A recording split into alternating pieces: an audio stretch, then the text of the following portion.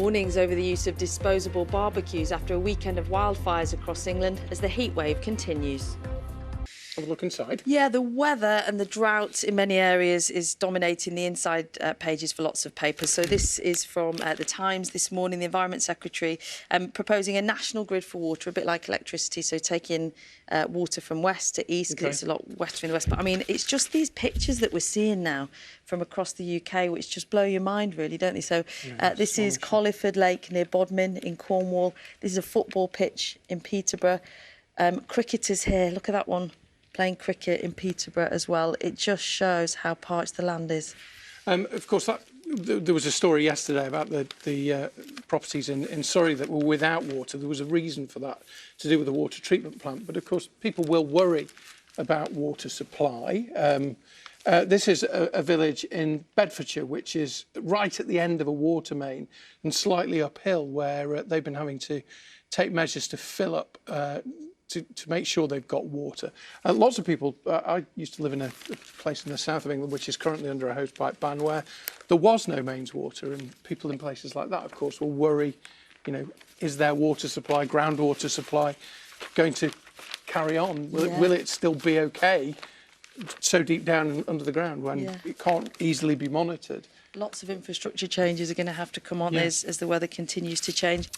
Now, a huge fire which tore through a popular nature reserve at Studland Heath in Dorset and forced the evacuation of a beach was most likely caused by a disposable barbecue. That's according to firefighters.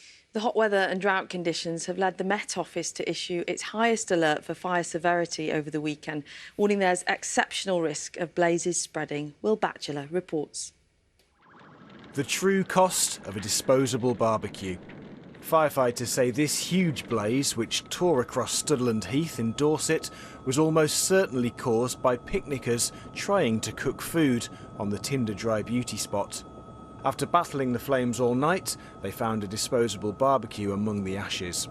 We really are appealing to members of the public to consider what you're doing, and if it's going to potentially start a fire, try to avoid it if you possibly can.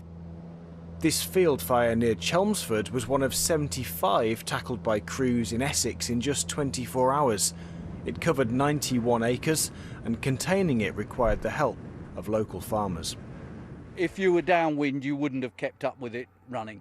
And luckily, the wind direction was away from the houses, and so it was just a question of stopping it spreading back towards the houses again. But when the wind changed direction, suddenly it would move towards you, and it's frightening.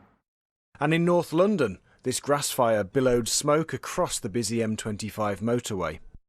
In Surrey, a different problem. In Cranley near Guildford, residents queued up for bottled water after their taps ran dry. Thames Water said there were technical issues at one of its treatment works and that fixing it was taking longer than they'd hoped. And it's not just humans who need hydration. One farmer in Suffolk has been filling 70 water troughs a day to make sure the wildlife have enough to drink. An amber heat alert is still in place today, and the drought in parts of England could potentially last into next year. Will Batchelor, BBC News. Well, staying with water restrictions, stricter controls are expected on water use as the dry conditions continue. 5 water companies have already announced restrictions, including hosepipe bans. Well, our reporter Alison Freeman is in Scarborough for us this morning. Alison, just explain what Yorkshire Water has announced, and that won't be the end of it across the UK. No, not at all. I mean, places like Scarborough, although the mist has just descended here, will have been benefiting from the warm weather, with plenty of people wanting to come here to cool off. But as you say, there are serious concerns about water levels, and Yorkshire Water is set to become the 5th company in England and Wales to introduce a hosepipe ban. Now, that's going to come in on the 26th of August. The other companies in England and Wales to do that are Welsh Water, Southern Water, Thames Water and South East Water. And it will make Yorkshire Water the first in the north to introduce such measures. Now, that's because Yorkshire Water says its reservoirs, watercourses, rivers are down 20% on what they should be for the time of year. And they're saying that's because of the lowest rainfall in 130 years in some parts of the county, as well as those record temperatures that we've been recording. Now, 8 areas in the south have been declared as being officially in drought. They include Devon, Kent, East Anglia and Lincolnshire. But again, it could be another first for Yorkshire. It's thought it could be declared to be in drought by the end of the month, with West Midlands possibly following suit. But it's not just about humans. We know that special measures have been introduced in one reservoir in Yorkshire to try to protect wildlife, stemming the flow of water that can leave it so that it can protect those habitats.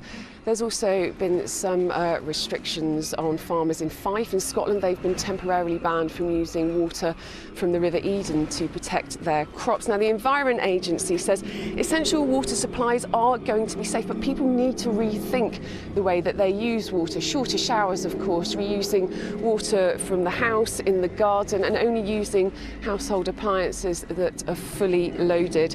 They say that these drought effects could last into next year, and people are really going to have to start to be careful and think about what they're doing.